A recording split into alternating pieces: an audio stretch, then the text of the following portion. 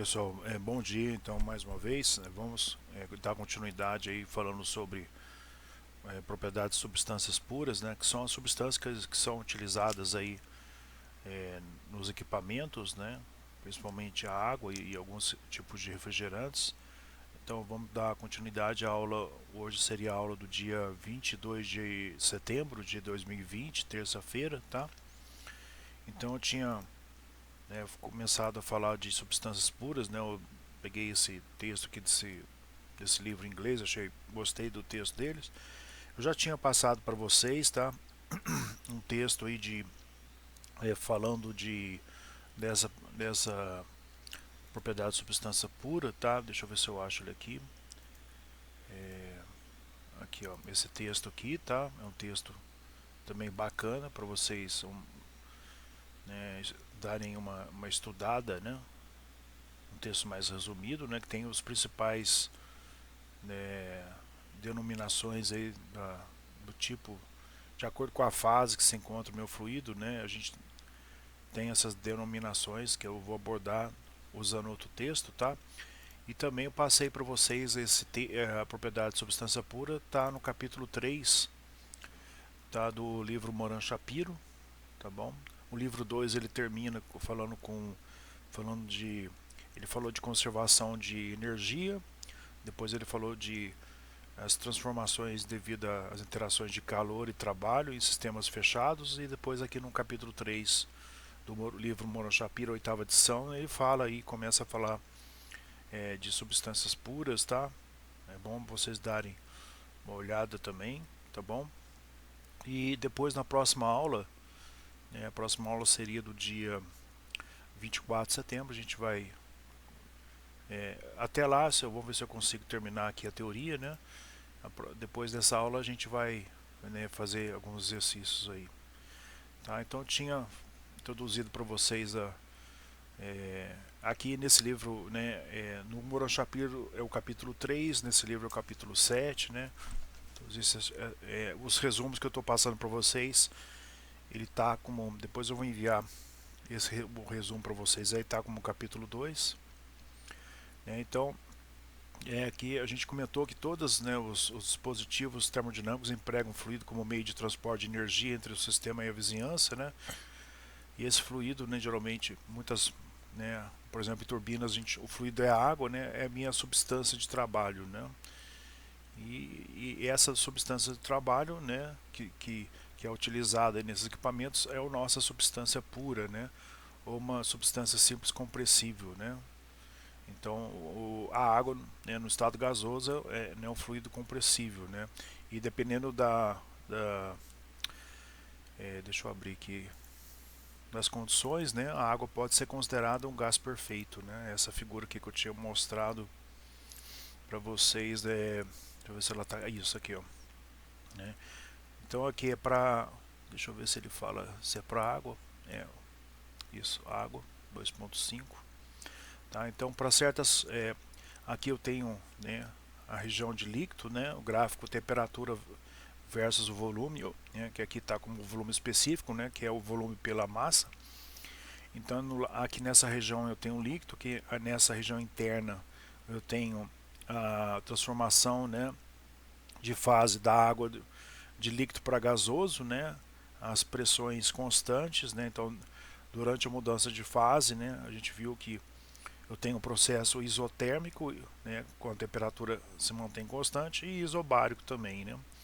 Então, para essa região, o que eu estava querendo dizer é que a gente pode, isso facilita muito nos cálculos, né? A gente pode considerar o vapor d'água como o gás ideal, né? Então, o desvio até 1%, né? Então, esses números aqui é o desvio em relação, né, que eu vou ter se eu considerar nesse estado, por exemplo, aqui, com a temperatura em torno de 500 graus Celsius e volume específico em torno de uns 30 metros cúbicos por quilo, né? Eu posso considerar meu fluido, a água, né, que está no estado gasoso, como gás perfeito ou gás ideal, né? Então eu posso utilizar meus cálculos, né, a expressão lá PV igual MRT, né? Tá? E aqui a gente falou, né, é como se comporta, né, a curva da temperatura em função do volume específico, né, para um fluido, né, a água, né, considerando um sistema fechado, né, onde eu forneço energia, né, através, por exemplo, de um bico de Bunsen, né. Então eu vou, à medida que essa energia vai sendo fornecida, a minha temperatura vai mudar, né, e eu vou ter mudanças de estado aqui do gelo, né, para o estado sólido, para o líquido, depois para a mistura, líquido mais vapor, e para o estado gasoso. A gente viu também que quando continua fornecendo energia, né, meu volume vai aumentando, né, como se pode ver aqui na figura 7.1i, né. Tá, a gente comentou aqui do gráfico T e V, né, as denominações, né, que vocês vão ver, né, aqui nesse resumo que eu enviei para vocês, né, o que é cada denominação: temperatura de saturação, líquido subresfriado, líquido saturado, título, o que é vapor saturado, o que é um vapor superaquecido, né, e por aí vai. Então eu adotei aqui achei bacana, além de ser um texto que está em inglês, né, eu achei bacana, eu gostei da abordagem que ele faz aqui dessa curva, incluindo a fase sólida, né, do meu fluido, né. Então vamos continuar aqui. Aqui eu já falo, eu apresento o mesmo gráfico de anterior, né, só que eu começo com a temperatura em 0 graus Celsius, né. Então aqui eu tenho as fases líquido e vapor e a fase bifásica, né, tá? Então vamos continuar. Aqui eu mostrei, né, o que acontece quando eu aumento a minha pressão sobre o pistão, né, naquela configuração lá do cilindro pistão, com a água sendo o meu sistema fechado, né. Então quando eu vou aumentando as pressões, eu tenho as minhas curvas, né, da variação da temperatura em função do volume específico, né.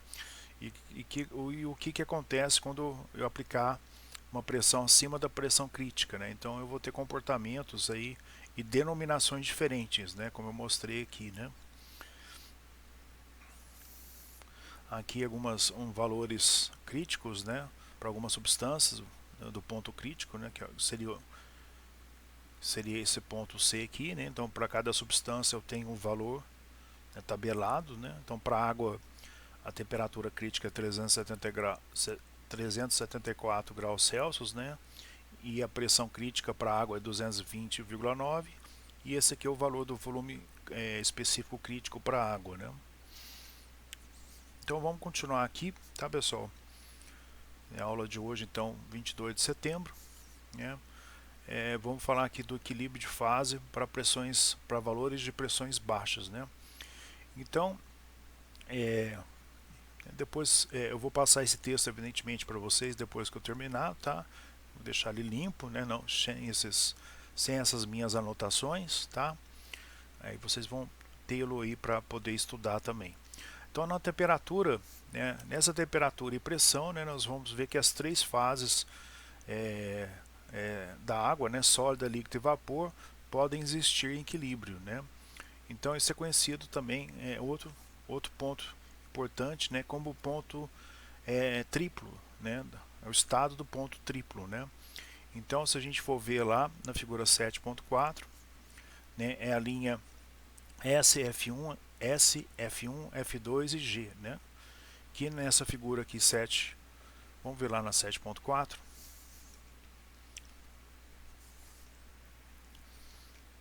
Né? Então aqui, né, esse amarelo aqui que eu tenho, né, a minha linha do ponto triplo, né? Então onde eu tenho a minha pressão nesse valor pequeno aqui, a temperatura no valor bem baixo, tá? Então ele chama essa linha que eu estou passando o mouse aqui de linha do ponto triplo, tá? E nessa linha de ponto triplo, né, eu vou ter aquela pressão, aquele valor de pressão e esse valor de temperatura. No caso, para a água tem esses valores, para as outras substâncias são outros valores. Então esse é um ponto que eu vou ter as três fases existente e em equilíbrio, né? Tá? Superfície termodinâmica. O que é isso aí, né? São representações gráficas do estado de uma substância pura, no qual deve ter duas propriedades independentes. Então, essas duas propriedades independentes que vai caracterizar, né, o meu estado de uma determinada substância. É como que ela se encontra. É como se fosse no gráfico y, né, em função de x, né? Então você tem um gráfico de uma reta, por exemplo, y é igual a x, né? Então, para você determinar onde se encontra o meu ponto naquele gráfico, né, eu preciso dos dois valores, x e y, evidentemente. Da mesma forma acontece, né, para as propriedades, né, para definir o estado de uma certa substância na termodinâmica. Tá? E a terceira propriedade seria aquela dependente, tá? Que ele fala aqui, né? Então aqui ele fala que eu tenho, né, aqui é o gráfico tridimensional PVT, pressão, volume e a temperatura, né? E aqui ele fala que a linha de temperatura constante, né, é traçada, né, através do ponto crítico, que é chamada de isoterma crítica, né? Então é essa linha aqui, né? Então é onde eu tenho, se eu caminhar aqui por cima, eu vou ter evidentemente, né, o mesmo valor de temperatura, né, só que com valores diferentes de pressão e volume, tá? Então observe que nessa figura aqui ela vai se apresentar de duas formas, né? Uma é quando eu tenho que o volume aumenta, né, durante o congelamento, né? No caso, por exemplo, a água, né? Até eu mencionei aqui, ó, nesse texto que eu passei para vocês. Deixa eu mostrar aqui.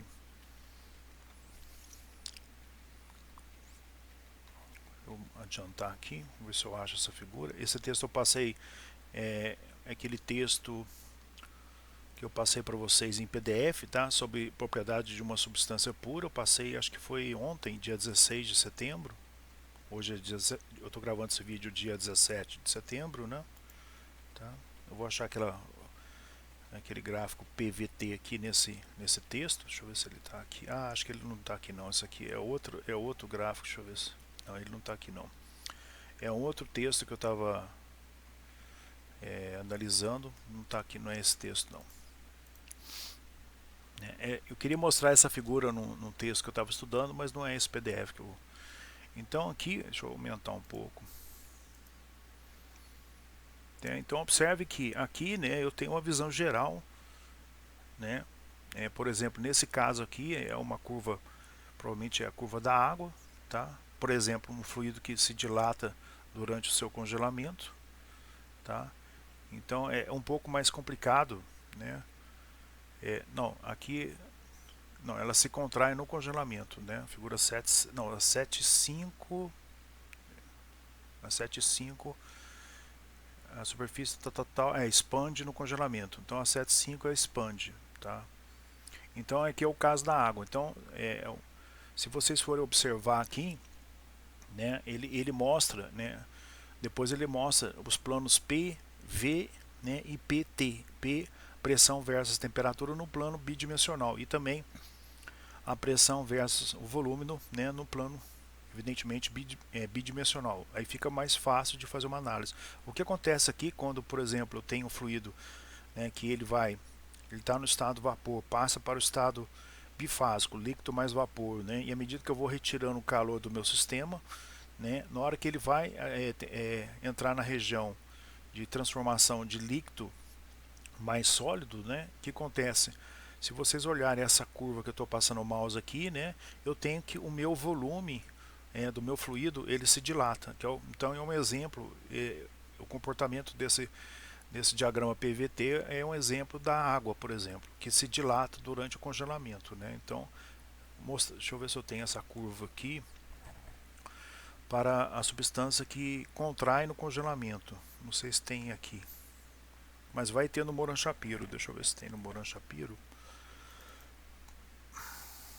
Tá. Vamos ver se eu acho aqui rápido no Moran Shapiro. Aqui. Então essa aqui, deixa eu aumentar. é a curva, né? É aquela mesma curva que eu estou mostrando aqui, né? Deixa eu voltar aqui. Então essa daqui é a mesma curva, né? No caso da água, que se dilata durante o congelamento. Tá? Aqui no Moran Shapiro ela está traduzida, né? Então observe aqui que eu estou passando várias linhas, por exemplo, são as linhas de temperatura constante. Tá? Então eu tenho, por exemplo, se eu tiver meu fluido percorrendo essa linha aqui, significa que ele está passando do estado gasoso para o estado bifásico, depois para o estado líquido, considerando que, vamos supor que não varia a temperatura, tá? Então eu estou andando em cima de uma linha de isotemperatura, ou isoterma, né? Ou linha isotérmica, né? Então uma hora ela passa aqui pelo ponto crítico, né? E esse gráfico aqui, né, ele vai representar, por exemplo, a água. Então essa linha que eu estava mostrando aqui do livro, né? Então essa linha aqui mostra que quando eu estiver caminhando da direita para a esquerda aqui, né, meu fluido está perdendo calor e está mudando do estado vapor para o estado bifásico, para o estado líquido, depois para o estado sólido, né, ele vai na temperatura ali mais ou menos de 0 graus Celsius, dependendo da pressão, ele vai aumentar o seu volume, né, fica um pouco mais complicado de ver aqui, mas no gráfico, como a gente vai ver aqui embaixo, da pressão vezes o volume específico, né? Então esse aqui é o gráfico pressão de volume específico para uma substância, né? Aqui que se dilata, né? Que se expande no congelamento, tá? Então aqui no plano bidimensional PV, tá? É uma vista que eu estou fazendo aqui no gráfico PVT, né? No gráfico tridimensional PVT, né? Tá? Aqui no Moran Shapiro, né, também ele apresenta, né, essas curvas, né? Então ele tem aqui no plano bidimensional PV, né, quando eu estou olhando nessa direção aqui, e esse gráfico aqui é quando eu estou olhando nessa direção aqui. Então aqui é o PT, né, pressão versus temperatura. Então aqui eu vou ter uma noção para esse fluido que se dilata no congelamento, né, como se comporta, né? Eu vou falar isso aqui com mais calma, detalhadamente, né? Como se comporta o meu fluido quando eu vario a temperatura e a pressão. Então observem aqui um exemplo clássico, né, que a gente vai comentar por exemplo, se eu tenho o meu fluido um certo valor de pressão, né, e um certo valor de temperatura, ele vai estar no estado sólido, né? Se eu fornecer energia para ele ou se ele trocar energia com o meio externo, o que acontece aqui? Daqui para cá, mantendo, por exemplo, a pressão constante, por exemplo, uma certa substância que esteja, né, na pressão atmosférica, né, o que acontece? Quando ele vai automaticamente entrando em equilíbrio com o meio externo, né, o que acontece aqui? Ele vai passar do estado sólido diretamente para o estado vapor, sem passar pelo estado líquido, né? A pressão constante seria se essa substância estiver assim, em qualquer local, por exemplo, submetida à pressão atmosférica, né? Então isso aqui é o exemplo clássico da naftalina que a gente compra no supermercado para matar as traças, né?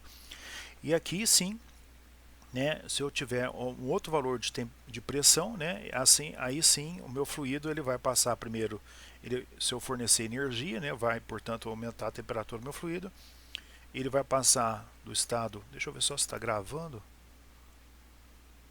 tá gravando, ele vai passar aqui do meu estado sólido, deixa eu fechar isso aqui,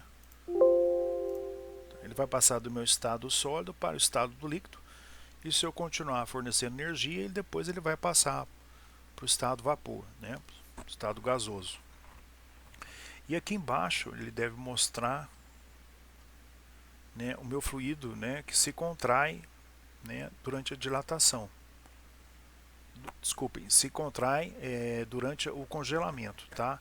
Então isso aqui, então ele tem um outro comportamento, né, que é diferente daquele outro lá. Então isso aqui é a figura é a substância que contrai durante a solidificação. Então existem essas duas diferenças, né? O fluido que se expande durante a solidificação, que é no caso a água, e esse aqui são outros fluidos, que contrai durante a solidificação, né? A figura 3.2. Vamos ver se ele fala aqui no texto, né? por exemplo, se ele dá um exemplo de qual...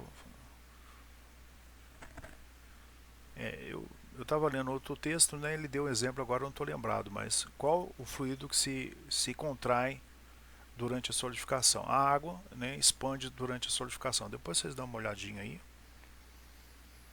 Tá? Vamos continuar aqui no nosso texto, que eu estou me baseando aqui, tá, para fazer essa videoaula. Então aqui, né, eu tenho, né, o meu fluido que se dilata durante o congelamento. Então essa figura é mais fácil a gente compreendê-la, né, olhando a figura no plano 2D bidimensional. Então, se eu olhar essa vista aqui, né, está sendo representada aqui nesse gráfico da pressão vezes o volume específico, né. É interessante, eu coloquei aqui, né, vocês vão ver que aqui eu tenho, né, a fase bifásica, né, aqui eu tenho a fase, né, nesse local aqui a mistura de a transformação, se eu tiver retirando o calor do meu sistema, ele vai se transformar em sólido. Então eu tenho minha mudança de fase, sólido mais líquido, né? E para cá eu tenho a representação do meu fluido sendo no estado sólido, né? Então vocês podem ver aqui que aqui aproximadamente a temperatura de 0 graus Celsius, né? Poderia ser a água, né? E à medida que eu vou, se eu diminuir a minha pressão e retirar o calor, né, meu fluido vai caminhar, né, da direita para a esquerda. E aqui eu pintei de amarelo, que é a região que a gente vai estar interessado em estudar, né. Estamos interessados, eu até escrevi aqui, estamos interessados no meio fluido, né, líquido ou gasoso, pois este que é o responsável pelo transporte de energia entre o sistema e a vizinhança, né. Então esse livro aqui, né, ele faz coloca essa representação do gráfico P em função do volume específico, tá? Antes de eu passar, que eu quero dizer assim, que ele nem sequer faz abordagem sobre esse gráfico, né? Porque ele, depois para frente ele vai abordar apenas a região, né, de líquido mais vapor e gás, né? Por exemplo, da minha água, né? Então vocês podem observar aqui, pessoal, que no gráfico PV, né, as minhas isotérmicas, elas que são minhas linhas de temperatura constante, ela passa dessa forma que eu estou passando o mouse. Na hora que ela entra na região bifásica, o que acontece? Eu tenho, né, pressão constante, processo isobárico e processo isotérmico, né? Lembre-se que a minha temperatura não muda durante a mudança de fase. E depois que o fluido se evapora, a gente vai comentar isso mais para frente, né? A minha isotérmica se comporta dessa forma aqui nessa linha pontilhada, tá? Vamos continuar. Então aqui, ó, aqui é um resumo, né? Ali é meu gráfico pressão versus volume, tá? Então o que eu quis dizer é que a minha isotérmica ela vai ter esse comportamento aqui, que é a minha linha de temperatura constante. Essa região eu tenho a região de líquido, aqui região bifásica, líquido mais vapor, e a região de vapor. Se eu estiver olhando a minha curva, né, a minha superfície que eu mostrei aqui, PVT, se eu estiver olhando para essa vista aqui, ou seja, para a pressão em função da temperatura, eu vou ter uma representação desse tipo aqui assim, né? Pressão, lá é PT, né? Então o PT ele vai estar, deixa eu ver onde que tem um PT aqui. Ó, o PT está aqui. Deixa eu mostrar aqui o PT. Aqui. Então se eu olhar se eu for olhando nessa vista aqui, né, por esse olhar aqui, né, como vocês viram lá em desenho, né, então eu vou estar olhando para o gráfico bidimensional, que é a pressão em função da temperatura. Então eu vou ter uma curva, então eu vou ter uma curva desse tipo aqui assim, como eu mostrei agora há pouco, tá? Pressão em função da temperatura. Então aqui vai estar a minha região de sólido, a minha região líquida e minha região de vapor, né, o ponto triplo onde as três fases estão em equilíbrio, né?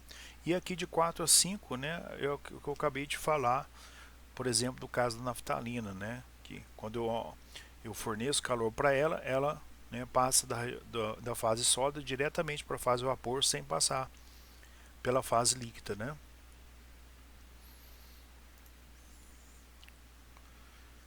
Bom, continuando aqui então, né?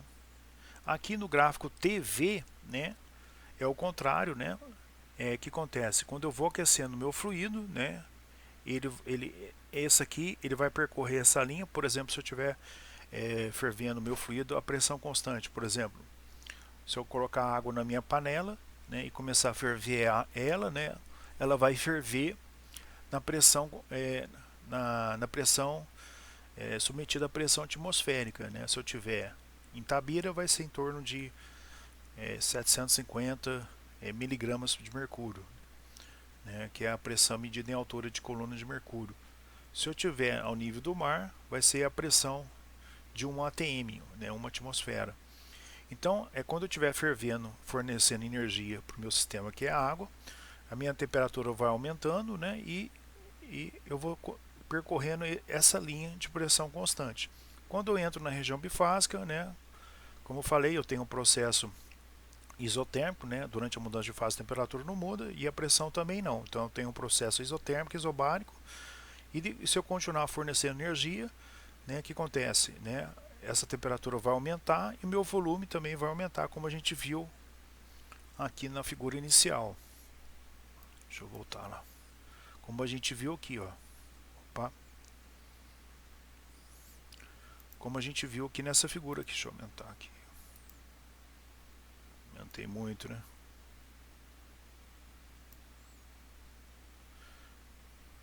Então, à medida que eu vou fornecendo energia, eu vou caminhando da esquerda para a direita aqui, né? Então, se você observe que aqui eu cheguei a figura 7.1H, significa que eu tenho somente o vapor seco, a última gota de água, né? Depois que eu forneci energia, ela se transformou em vapor, né? E se eu continuar fornecendo energia de G minúsculo até G maiúsculo, né? Eu vou ter um aumento não só da temperatura, mas também do volume, né? Deixa eu voltar lá.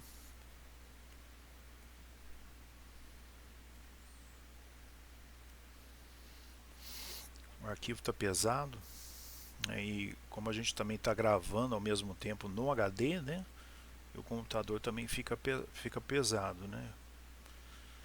E até depois para editar o vídeo mais de 3 horas para editar o vídeo, né? Porque a gente fala, às vezes a gente erra, né? E às vezes vem alguém bate na porta, né? Já viu, tá? Então vamos falar aqui de uns termos importantes, né? Que aqui eu coloquei para vocês, tá? Aqui está em inglês. Então aqui nesse texto que eu enviei para vocês, acho que foi dia 16 de setembro, tá? Aqui nesse texto vocês vão ter, né, a tradução desses termos que são utilizados aí no assunto do capítulo sobre propriedades de substâncias puras, tá? Que é o capítulo 3, repito, do Moron Shapiro, oitava edição. Esse aqui é um resumo de uma apostila da Unifei, tá? E aqui ele é abordado no capítulo 2 desses resumos, tá? Geralmente o pessoal aborda como sendo capítulo 2, no Moron Shapiro capítulo 3. E nesse texto que eu estou trabalhando aqui com vocês, né, é o capítulo 7. Tá? Então tem essas diferenças aí. Então aqui o vapor úmido, né, wet steam, né, é vapor úmido, tá? Então é a região onde eu tenho líquido mais vapor, tá? E esse aqui, então vocês vão encontrar, né, no texto que eu passei para vocês em português, né? Ele acho que nem tem aqui, vamos ver se tem. Não, ele não colocou vapor úmido aqui. Ele pode falar que é vapor saturado, tá?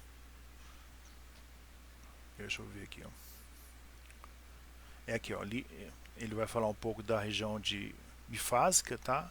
Onde eu tenho, né, o meu sistema tem líquido mais vapor, tá? Aqui, ó, ele pode falar, né? Ele está falando aqui que é vapor, ele chama de vapor saturado, né? E esse vapor saturado, né, ele pode se encontrar totalmente como vapor com título igual a 100, aí eu vou chamar ele de vapor saturado seco, né? Mas se ele tiver na região, se ele, todo o seu líquido acabou de se transformar, começou -se a transformar em vapor, né? Ele pode chamar isso aí de vapor saturado úmido, né? Tá? Aqui ele não usou o termo úmido, tá? Ele usa só vapor saturado. E se eu tiver todas as minhas gotículas de água evaporadas, né? Eu vou ter o termo que a gente chama de vapor saturado seco, né? É quando eu tenho o título igual a 1, tá? Então aqui nesse texto ele chama de vapor úmido, tá? Então eu coloquei, anotei aqui a tradução, né? Quando o vapor contém mistura de partículas de água em suspensão, né? Ele é chamado então de vapor úmido, né? Então significa que a vaporização da água não completou e todo o calor latente ainda não foi absorvido, né? Então esse calor latente, né? Se eu estiver olhando esse gráfico T da temperatura em função do volume específico, nesse calor latente, né, ele vai se referir a essa região aqui, onde eu preciso calor para fazer transformar esse líquido que está nessa região totalmente em vapor, né? Então, se eu for calcular, a gente vai ver para frente, né, o meu calor latente desse ponto, que ele começa a evaporizar, até esse ponto que ele completa, que é totalmente evaporizado, né, o meu fluido transformado de mistura úmida até vapor, né, eu vou ter o meu calor latente de vaporização. Né? Ele fala que aqui esse calor latente não foi totalmente absorvido porque ele está nessa região aqui ainda. Tá? A outra definição é o vapor saturado seco. Tá? É o vapor que se eu for calcular o título desse vapor, né, eu vou obter a grandeza, qualquer grandeza, qualquer propriedade da substância desse fluido, como o subíndice G, né, G de gasoso ou V de violão, V de vapor, né, significa que ele tem o seu título ou qualidade de vapor igual a 1. Então, o vapor saturado seco, né, quando eu acabei de transformar transformar todas as gotículas que estavam nessa mistura em vapor, né? Então o vapor saturado seco ele vai estar em cima dessa linha aqui, ó, né? Que eu chamo de linha de vapor saturado, tá? Ele não contém nenhuma partícula suspensa, né, de água, né? Conhecida como portanto então conhecido como vapor saturado seco, né? O vapor saturado seco absorveu por completo, né, o calor latente, né, e comporta-se praticamente da mesma forma como um gás perfeito. Só que tem que tomar cuidado. Deixa eu mostrar aquele gráfico, deixa eu ver se ele está aqui. Né, o gás perfeito, né, à medida, esse aqui é o gráfico, temperatura e volume específico, por exemplo, pode ser aplicado aí para água, né? Logo que aqui eu tenho a minha região, né, de líquido mais vapor, então logo que eu transformei meu fluido em vapor, né, precisa tomar cuidado que se eu tiver uma temperatura alta, certo, e uma pressão de 1 megapascal, né, precisa tomar cuidado porque se eu considerar o meu fluido como gás perfeito, né, eu posso ter um desvio aí da realidade das suas propriedades em torno de 6%, 6 a 8 a quase aqui deu 7,6%, né? Para pressões, para valores de pressões mais baixas, né? Aqui eu tenho 100 kPa, que é praticamente o valor da pressão atmosférica onde a gente se encontra, nível do mar. Então, assim, logo aqui nessa região eu tenho um desvio, né, da realidade das propriedades do meu fluido, né, bem baixo, se eu considerar meu fluido como gás perfeito. Tá? Então tem que tomar esse cuidado aqui, senão eu vou me distanciar dos resultados reais. Tá? Ok? Vapor superaquecido, né? Se a gente continuar, né, quando eu chegar nessa linha aqui que eu vou ter, eu estou passando o mouse aqui, ó, que é o meu vapor saturado seco, né? Eu vou estar caminhando nessa linha, dependendo do valor da pressão, né, e da temperatura. Eu posso estar aqui, eu posso estar aqui. Né? Se eu continuar fornecendo energia, né, eu vou ter nessa região que a gente chama de vapor superaquecido. Tá? Nesse texto que eu passei para vocês, ele está definido aqui, ó, tá? Vapor superaquecido. Tá? Então, quando o vapor seco é além de aquecido, a pressão constante, tá? Então eu tô, por exemplo, um certo valor de pressão, tá? Então eu não vou ficar variando a pressão do meu sistema, eu vou analisar sobre certas condições, né? Por exemplo, eu estou fervendo lá a minha água numa panela, tá ok? Na verdade, quando eu vou fornecer energia, né, para o meu sistema, e, por exemplo, se eu quero transformar minha água em vapor superaquecido, né, evidentemente que a pressão vai aumentar, se aumentando a pressão vai aumentar a temperatura também. Mas o que ele quis dizer aqui, né, considerando uma hipótese, né, por exemplo, se eu continuar fornecendo energia, né, calor, né, a pressão constante. Então, a sua temperatura vai aumentar e é dito então que eu tenho que o meu vapor é chamado de vapor superaquecido, tá? Aqui, desde que a pressão, aqui tem um erro aqui, tá? Um erro do livro, né? Aqui é pressão e não press, né? De empurrar. Se a pressão é constante do volume, né? Não, assim, desde que a pressão seja constante, o volume do vapor superaquecido aumenta também. Então, o que acontece? Se eu continuar fornecendo energia, né? Vai aumentar. Eu vou considerar que eu estou fornecendo energia a pressão constante, a temperatura vai aumentar e o volume específico também, né, vai aumentar. E, consequentemente, a massa específica, que é inverso do volume específico, vai baixar. Então, geralmente, né, vocês podem... Deixa eu ver se eu consigo digitar aqui no texto. Deixa eu ver aqui. Tá, tá, tá. Aqui, ó. Agora não estou conseguindo digitar. Aqui, ó. Assim. Então, deixa eu arrumar aqui. Opa. Tá difícil, hein? Vamos lá. Então, o que eu quero dizer é o seguinte: a gente vai ter que a minha pressão, que é o ρ, versus, né, RT, né? Tá? O ρ aqui é a massa específica, tá ok? Então, a massa específica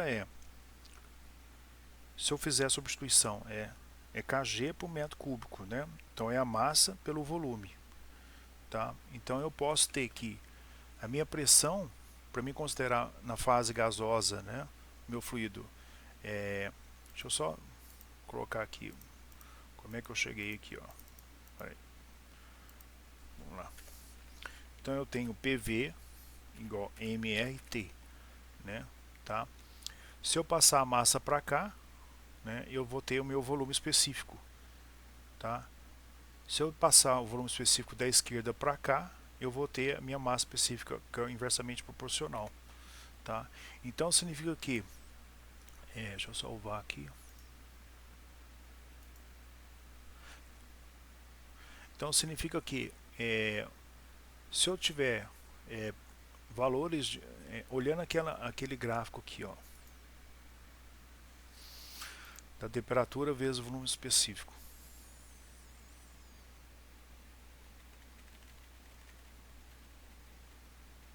Vamos tá aqui, deixa eu ver, aqui para frente. Né? Então, se eu tiver valores, por exemplo, aqui eu tenho, quando eu vou aquecendo meu fluido, né, vai aumentar bastante o volume específico, né, quando ele estiver na fase gasosa. Então, o volume específico é inverso da massa específica. Então, aqui eu posso falar que ou tenho volume específico alto ou tenho massa específica baixa. Tá? Então, aqui nessa região eu posso utilizar esse equacionamento aqui, né, de gás. Eu posso considerar meu fluido na fase gasosa como gás perfeito, né? Então, aqui essa fórmula vai me falar que isso realmente acontece. Então, eu tenho que o meu fluido, né, para valores de pressões baixas, né, eu posso considerar ele como gás perfeito, como eu vi aqui no gráfico, né? Então, para valores, as pressões aqui, se vocês forem ver, são pressões baixas, né? 100 kPa, né? 1 megapascal, e aqui é 10 kPa, né?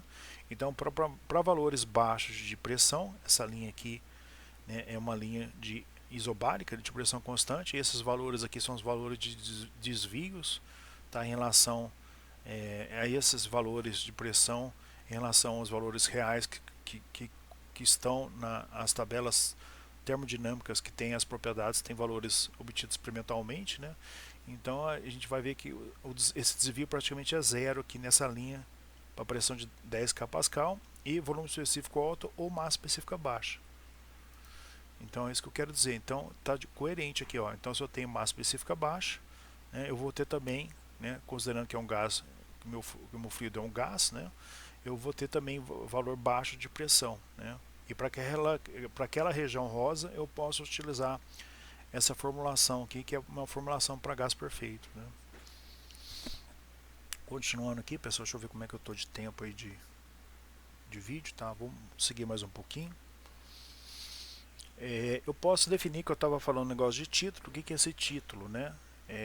Aqui no texto que eu passei para vocês, o título está sendo definido aqui, tá? O texto em português, que eu passei no dia, acho que foi no dia 16 de setembro. Aqui eu defino o que é o título, né? O título também é conhecido como qualidade do vapor, tá? Aqui está a fórmula dele, que eu também estou mostrando aqui, tá? Ou também ele chama aqui, né, traduzindo no pé da letra, de fração de secura do vapor, né? Ou secura do vapor, né? Ou também qualidade do vapor úmido, tá? Também conhecido como título X, né? A grandeza, a variável, né? A gente usa X minúsculo, tá? Então é a massa de vapor dividido pela massa total. Então eu estou nessa região aqui, ó.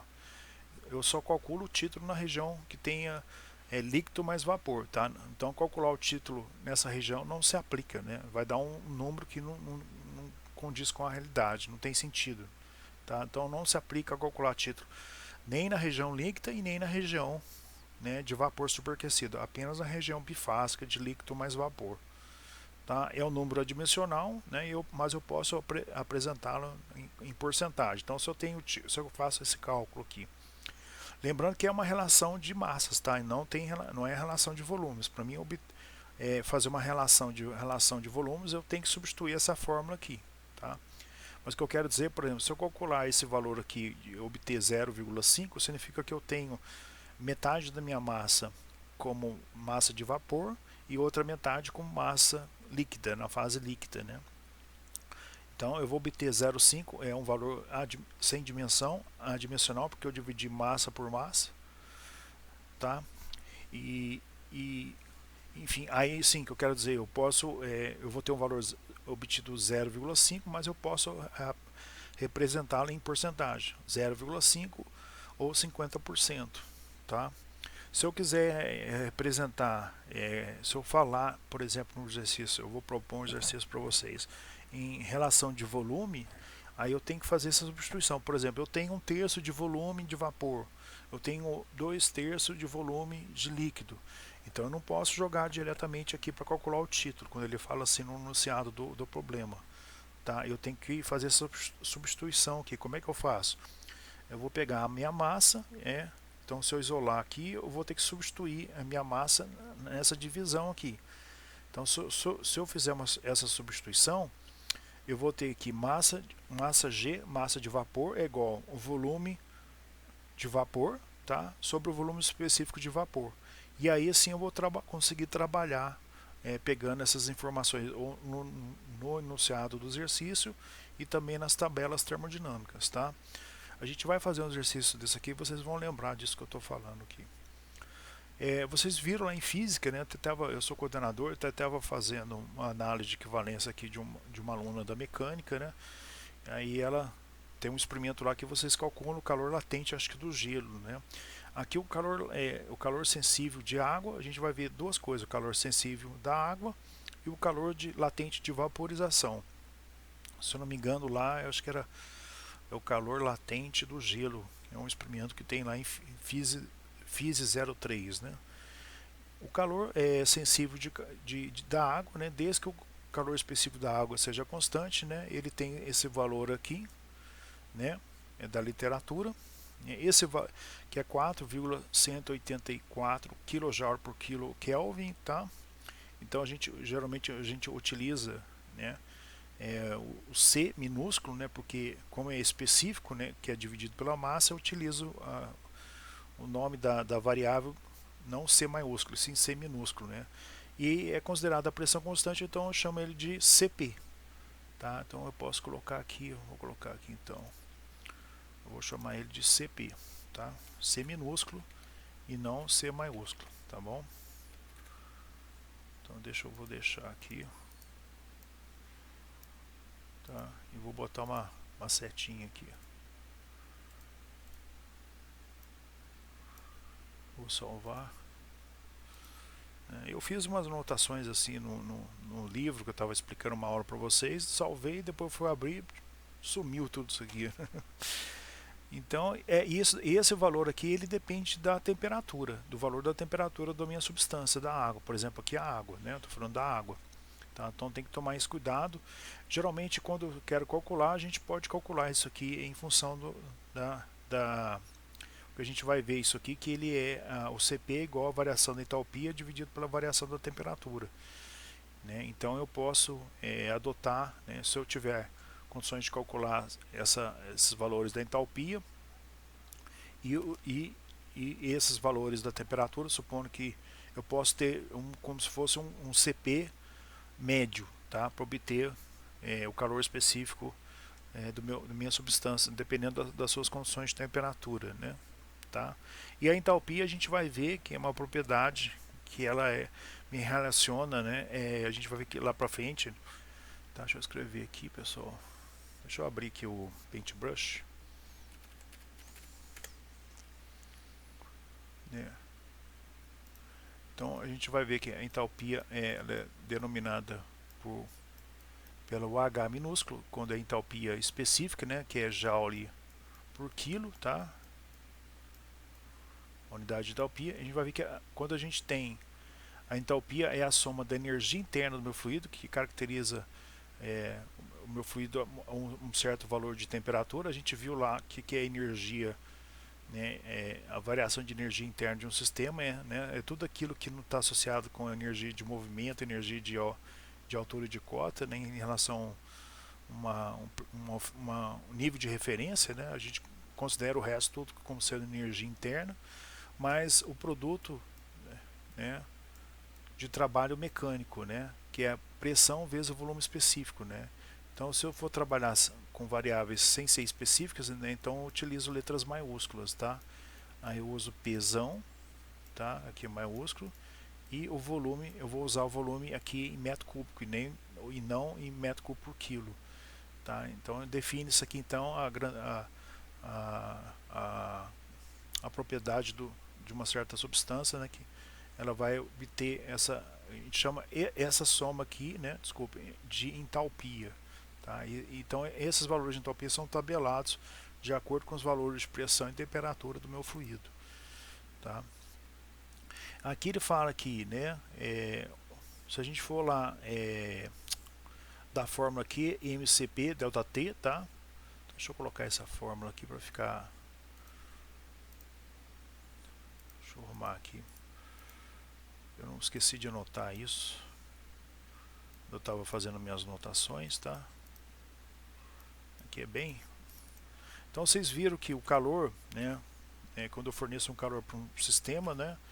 Eu tenho que ele é igual esse calor que eu forneço para o meu sistema, ele é igual a massa vezes o calor específico. Se eu estiver fornecendo calor ao meu sistema que estaria submetido a um processo isobárico, pressão constante, vezes a variação da temperatura, que eu vou chamar de delta T, né? Delta T, tá? Então aqui eu tenho a definição, o que é o calor, né? O valor numérico, né, que eu calculo, né, eu sabia na minha massa, no meu CP do meu fluido e a variação de temperatura, né, não para uma região que tenha mudança de fase, tá? Mas se eu estou fornecendo calor, né, no caso, para o meu fluido na fase líquida, né, não vamos falar na fase sólida, na fase líquida e na fase gasosa, né, tá? Então ele fala aqui, ele menciona assim, para mim definir, né, esse calor latente da água. O calor absorvido, né, o que? Né, de 1 kg, considerando a massa de 1 kg de água de 0 até uma temperatura T qualquer, que eu não sei, ele é chamado de calor sensível e não calor latente, né? Então ele faz a substituição, né, faz a diferença. Por exemplo, a temperatura inicial seria 0 graus Celsius, né? Ele faz o cálculo aqui considerando a temperatura absoluta, mais um T, né? Qualquer, até uma temperatura T qualquer. Geralmente a gente costuma usar a grandeza para a temperatura T maiúsculo, tá? E T minúsculo a gente costuma usar para tempo, tá, pessoal? E aí ele faz essa conta e ele obtém, né, 4,2 vezes a temperatura em kJ por quilo, né? Então isso aqui ele chama de, e ele menciona assim que o calor latente, desculpe, o calor sensível da água é tomado igual à entalpia específica HF. O que eu mostrei lá atrás, né? Que a entalpia específica é a energia interna do meu sistema mais o trabalho mecânico, né? Que a gente viu lá atrás, que é igual ao trabalho de compressão equivalente num gás ao trabalho de compressão expansão, né? Que pode ser dado também, né? Pela integral de PDV, né? Quando eu estou trabalhando com gases, tá? Né? Então essa entalpia aqui que ele está mencionando aqui, tá? O F significa que eu estou, né, na linha, nessa linha aqui de líquido saturado, ou seja, eu cheguei na temperatura próximo de ebulição. Então se eu fornecer calor mais um pouquinho para o meu sistema, que é a minha água, ela começa a entrar em vaporização. Tá? Então nessa linha aqui, a minha propriedade, né, que eu obtenho das tabelas termodinâmicas, né, é a propriedade F, né, que é igual, que considera, né, que o meu título, né, se eu calcular a minha propriedade em cima dessa linha aqui, né, considera que o meu título é igual a zero. Então por isso que ele chama F de fluido, né? Então aqui é a minha entalpia específica para título igual a zero. Então o F aqui é de fluido, de líquido, tá? Então eu estou tirando o meu F, né? Se eu tiver nessa posição aqui, o meu F para título igual a zero, tá? Então eu estou tirando a minha entalpia para título igual a zero. E aqui, nesse ponto, eu tenho meu fluido como ele está ainda na fase líquida, né? Se eu fornecer um pouquinho, como eu falei, um pouquinho de energia, ele começa a entrar em vaporização e começa a percorrer essa linha constante, né? Ou seja, eu vou ter pressão isobárica e pressão, eu vou ter uma transformação isobárica e uma transformação isotérmica, tá? Então para mim calcular esse calor latente, basta eu pegar, tá? Que é a energia necessária para mim poder transformar, elevar a temperatura do meu fluido até a temperatura de título para título igual a zero, tá?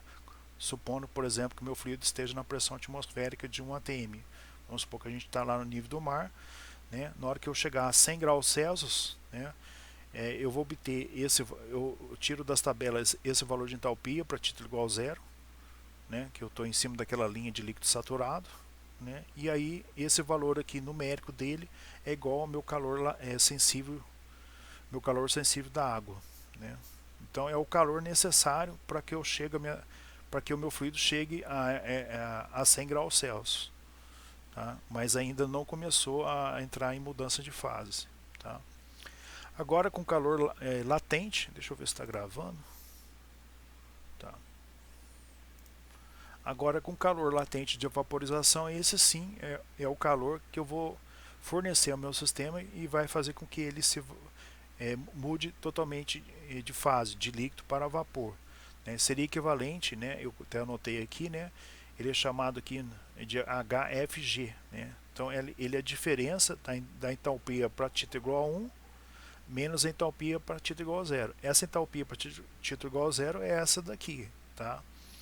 Então ele fala que é o montante de calor absorvido para evaporizar 1 kg de água, né, no seu ponto de ebulição ou temperatura de saturação, né, sem mudança de fase. Temperatura de saturação porque eu tenho o valor de 100 graus Celsius, né? Então meu 100 graus Celsius é a minha temperatura de saturação.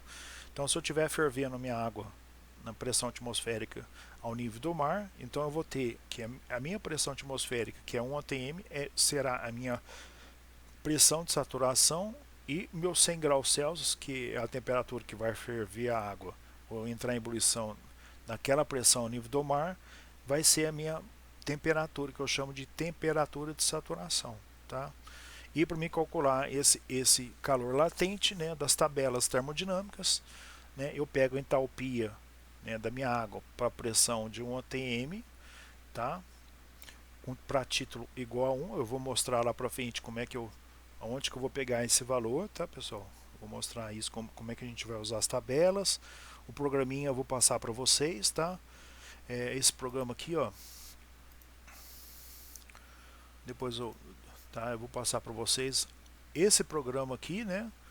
É um programa que, que eu tenho todas as propriedades termodinâmicas de vários fluidos, né? Da água, refrigerantes, do ar, gases perfeitos, por aí vai, né? Então eu posso consultar, obter as minhas propriedades termodinâmicas usando as tabelas impressas, com os valores impressos. Eu posso usar um programa computacional como esse aqui, tá? Se vocês quiserem buscar esse programa, vocês acham aí, né, gratuito na internet, né? Ele chama Computer Aided Thermodynamic Table 3, tá? Então vocês podem procurar e vocês vão achar ele, mas depois eu passo ele para vocês, tá? É um arquivo executável, tá? E também o diagrama de Mollier, que a gente vai falar depois, que é um diagrama que também tem as curvas resumidas, né? Então essas propriedades, elas são obtidas, né, experimentalmente tabeladas, tá? Então, para facilitar, né, o engenheiro obter, né, essas grandezas, né, para certos valores, por exemplo, de pressão e temperatura, né? E existem aplicativos também, né? Meu celular aqui, vou parar o vídeo aqui, vou mostrar o nome do programa para celular, que vocês podem baixar aí, tá? Só um minuto. Bom, eu vou ver se eu consigo colocar aqui, não sei se eu vou conseguir colocar aqui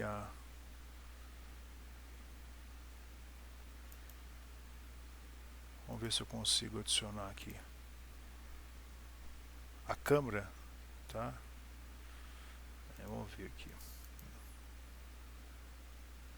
remover.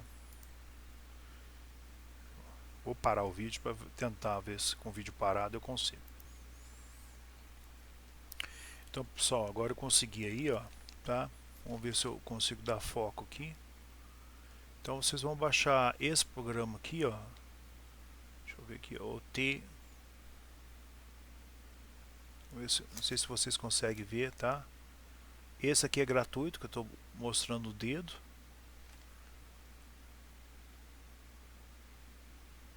Vou abrir ele aqui, ó, tá? Ok, depois vocês baixam ele aí. Aqui, ó, nesse cantinho aqui, eu vou ter no celular gratuito, né, com as propriedades só da água, tá? Depois eu posso, vocês vão achar isso, né, é, no YouTube aí, como é que usa ele é bem simplesinho, tá? É que é complicado eu mostrar a tela para vocês e eu manusear aqui, né, tá? É um programa que vocês podem baixar para fazer. Ele não tem, né, todas as propriedades, ele só tem da água aqui, né, nesse ícone aqui. Ele chama TLV Toolbox, tá? Dá pra ver aí, né? Tá? Vou parar o vídeo aqui. Agora sim, tá? Continuando aqui, tá, pessoal? Desculpe aí qualquer coisa aí, o manuseio aqui do programa aqui, às vezes a gente, né, apanha um pouco, né? Só vendo se tá tudo certo, se está gravando mesmo. Então, esse programa aqui, né, que eu estava mostrando para vocês, ele vai ter todas as, não só da água, tá, mas ele, como eu falei, ele tem outras propriedades também, ele é mais completo, que eu não achei para o celular um programa que tenha outras de outra substância além da água, né? Esse aqui tem da água, tem de outros refrigerantes, tá? Então aqui tem os tipos de refrigerantes, aqueles inclusive que são usados em ciclos de refrigeração aí, como, né, um ar condicionado, a geladeira da casa da gente, né? Tem as propriedades do ar, gás ideal, né? Ok, várias substâncias na fase gasosa, na fase vapor, né? Tá? Então tem todos esses aqui, hidrogênio, água na fase vapor, né? Então você pode É um programa bem bacana, tá? Depois eu passo ele, repito, passo ele para vocês aí. Deixa eu ver, vamos só mais um pouquinho, tá, pessoal? A gente tá. Então esse é o calor latente de vaporização. Então, às vezes se eu quiser transformar, né, transformar meu fluido, né, vamos supor que ele esteja, a gente vai fazer exercício, evidentemente, né. Vamos supor que eu tenho meu fluido a 50 graus Celsius, né, a água a 50 graus Celsius, a pressão atmosférica, né. Então eu quero é, evaporizar todo o meu fluido, né, é, é, é, colocá-lo aqui como vapor saturado seco, com título igual a 1. Né? Ou seja, na hora que eu acabei de evaporar a última gotícula de água, né, e eu quero obter qual o calor, né, que eu saio da minha água a 50 graus Celsius e chegue a minha água como vapor saturado seco, em cima desse ponto aqui que eu estou mexendo com o mouse. Então eu vou utilizar, né, essas grandezas de entalpia, e que é o meu calor sensível, e o meu calor latente de vaporização, né, que é a diferença de entalpias para título igual a 1 menos o título igual a 0, para calcular esse calor. Tá ok? A gente vai fazer um exercício lá para frente, tá? E então, pessoal, e aí vocês vão ver como que a gente vai. Aqui eu estou falando, ó, então a minha entalpia que vai me indicar, que, né, que vai me possibilitar calcular a energia necessária para me chegar naquele, sair de um estado 1 para um estado 2. Por exemplo, o estado 1 a 50 graus Celsius, e o estado 2, né, eu vou ter minha água como um vapor saturado seco, que é a 100 graus Celsius, e a pressão atmosférica. Eu vou marcar aqui então para a gente continuar na próxima aula, tá? Para não ficar assim muito assim cansativo, né? Então aqui a gente, no G aqui a gente volta. Eu vou marcar aqui para não esquecer, tá? Aqui então a gente volta para a próxima aula, que a gente continua na próxima aula, né? Deixa eu escrever aqui para a aula no dia 24, tá? 24 de setembro, ok? De 2020, tá? Então eu vou marcar aqui, tá? Botar um setinha, tá bom? Então, pessoal, eu termino a aula de hoje, tá? Dei uma lida, tá, nesse arquivo que eu passei para vocês irem começarem a tirar as dúvidas, começarem a entender melhor, tá? Tem que dar uma lida aqui, e dependendo, se possível, né? Eu sei que por exemplo, só o capítulo 3 do Moran Shapiro são 111 páginas, né? Muita coisa, né? Mas na medida do possível, né, comecem já a ler não só o capítulo 3, né, mas também tem os outros capítulos, né? Capítulo 1 e capítulo 2 do Moran Shapiro. Então já passei os 3 capítulos para vocês, tá? Já comecem a dar uma lida, e aqui, tá, nesse PDF que eu passei para vocês, acredito que foi dia 16 de setembro, tá? Já comecem a dar uma lida também nisso daqui, para ir já, né, tirando, para ir vocês irem entendendo melhor, né? Tá? E assim que vocês tiverem dúvidas, vocês podem entrar em contato comigo via WhatsApp ou via o fórum lá do Cigarra, tá? Também por e-mail, se vocês quiserem mandar o e-mail, tá? E aí a gente vai passando essas informações e tirando essas dúvidas de vocês também, assim que vocês forem tendo, né? Mas é bom que vocês leiam. O ideal seria ler, né? Pegar o Moran Shapiro e dar uma lida, né? Para vocês irem tendo, formando aquela base, né? E formando as dúvidas também que a gente vai tirar, né? E eu estou já fazendo bastante exercícios, né? Já pensando, né, para que vocês depois tenham, já estejam, já à medida que vocês forem acompanhando esses exercícios que eu estou passando para vocês já vão estar automaticamente, evidentemente, estudando, né? E depois eu vou passar também uma série de exercícios, tá? Então estou esperando fechar um pouco essa primeira parte aqui de substância pura, e eu vou passar acho que são 2 séries de exercícios para vocês, tá? E além desses exercícios que vocês estão fazendo, né, vendo a solução aí que eu coloco em vídeo, tá? E eu vou passar uma série sem a solução para vocês fazerem e entregar para mim depois, tá? Tá bom? Então eu agradeço. Então hoje eu termino então a aula do dia 22 de setembro, tá? Hoje eu estou gravando essa aula no dia 17, tá? E depois eu já vou gravar aí a aula, continuar com esse assunto, onde eu parei aqui, né? A partir desse item aqui, né? Entalpia ou calor total do vapor, né? Tá? Aí eu vou continuar a partir daqui e daqui desde o início, tá? Eu comecei, então aqui eu termino minha aula no dia 22, tá? 22 de setembro. Eu comecei ela aqui no 7.5, né? Então, se vocês tiverem alguma dúvida aqui, eu comecei a aula aqui no 7.5. Depois que eu terminar todo esse texto, né, eu vou fazer exercício para frente. E aí depois, evidentemente, eu vou passar esse texto para vocês, tá? Então, à medida que eu vou passar aqui, se vocês quiserem usar uma pausa aí, dar um print screen, se tiver alguma dúvida, tá? Então, eu vou passar agora, né? Vocês dando o print screen aí, né? Tá? 7.6 print screen.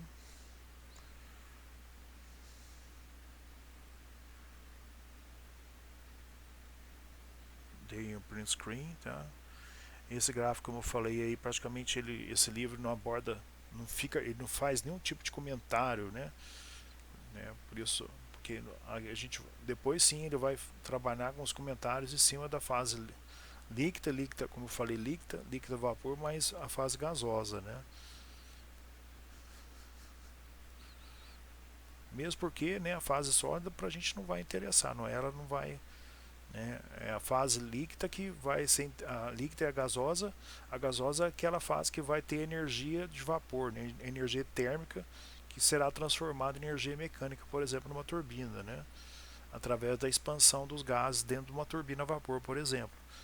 Então, aquela energia, né, minha substância a altos valores de pressão e temperatura e para um certo valor de entalpia, né, é ela que vai ser responsável para transformar dentro da minha turbina, né, que é formada por pás, discos e um rotor, né, ela que vai ser responsável para transformar a energia em trabalho mecânico, né, de eixo, que esse eixo vai estar acoplado a um gerador que vai gerar energia elétrica, né. E no caso do meu fluido na fase líquida, né, o líquido vai ser utilizado em muitos processos para transporte de energia, né, ou para fazer uma refrigeração, por exemplo, né, o fluido de um sistema de arrefecimento de um veículo automotivo, né, que é utilizado para retirar o calor dissipado na carcaça do motor, né, ou mesmo para outros processos, por exemplo, eu quero transportar um vapor para um certo processo industrial, por exemplo, uma pasteurização de um certo fluido, né? Então eu posso transportar nesse fluido na fase vapor através de uma tubulação. Então vai me interessar o meu fluido, né? Que é nas fases líquida e nas fases vapor, não, e não sólido, né? Então por isso que até marquei essa região aqui com essa cor amarela, né? E praticamente ele não, né, não vai menciona, esse livro não menciona nada, né, textos, né, sobre nessa região aqui. E vocês vão verificar também que nas tabelas termodinâmicas, né, que pode ser representadas por um programa computacional ou pelo diagrama Molière que eu vou mostrar mais para frente, né, que basicamente você não menciona nada, né, das propriedades na fase sólida, né? Mesmo porque a gente não vai utilizar um fluido na fase sólida, né, para transportar energia, né? E outra coisa também é que na fase sólida as propriedades variam muito pouco, né, com a variação, por exemplo, da temperatura, né? Já é diferente, né, quando eu tenho meu fluido na fase bifásica e na fase gasosa, né, as outras propriedades como volume específico, entalpia, entropia, por aí vai, elas variam bastante com a variação da temperatura e por aí vai, com variação da temperatura e variação da pressão, né? Então por isso que nas tabelas termodinâmicas, né, praticamente não tem informações, né, na fase sólida, né? Vai ter na fase líquida, né, e na fase gasosa, né? Então tire um print aí, tá? Podem tirar um print, né? um print screen, né, ou uma foto aí da tela para vocês verificarem se tem alguma dúvida, né, tá? Enquanto eu não passo esse texto, lógico que eu vou passar esse texto sem as minhas anotações, tá? Pode tirar um print aí, tá? E aí eu encerro por aqui então. Tá ok? Um abraço então. Eu termino, repito, a aula de hoje, dia 22 de setembro, terça-feira, né? A gente começa na aula do dia 24 de setembro, nesse item aqui, tá? Até mais.